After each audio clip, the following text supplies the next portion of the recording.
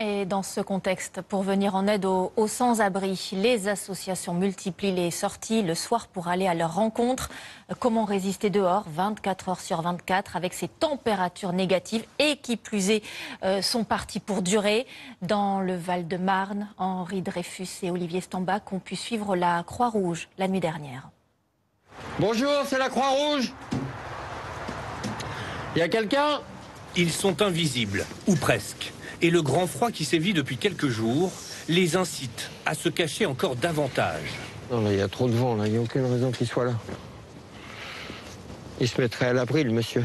Ce bénévole de la Croix-Rouge sait parfaitement où les sans-domicile fixe tentent de se réchauffer.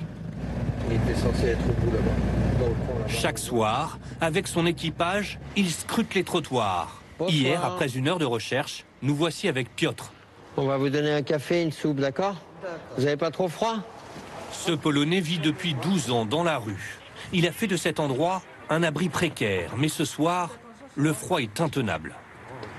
Monsieur, si je vous trouve une place pour la soirée, vous seriez d'accord pour venir? Ce soir? Oui. Si est-ce que c'est possible, je suis d'accord tout de suite, mais bon. Est-ce que c'est possible? Derrière cette volte-face, la peur de mourir, comme d'autres compagnons d'infortune. En général, monsieur est assez réfractaire au fait de bouger. Et là, étonnamment, il va bien vouloir bouger. Donc, si on lui trouve une solution, on va l'emmener. Une place d'hébergement et cette offrande inattendue de la part d'un livreur compatissant. Bonsoir. Tagliatelle, au fait. Ça vient de restaurant Tagliatelle, Carbonara. J'étais en galère, j'ai galéré. Donc c'est pour ça, j'ai galéré, au fait. C'est pour ça que je donne aux gens, comme ça je trouve. Le peu que j'ai, je donne.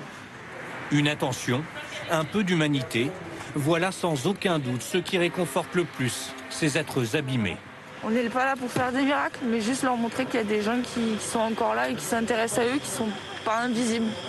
Donc ça, on continue malgré tout. Et notre rôle est peut-être un peu plus marqué du fait qu'il y ait moins de gens dans la rue. L'année dernière, plus de 450 sans-abri ont été recensés dans le Val-de-Marne. Plus à l'est, c'est en Alsace.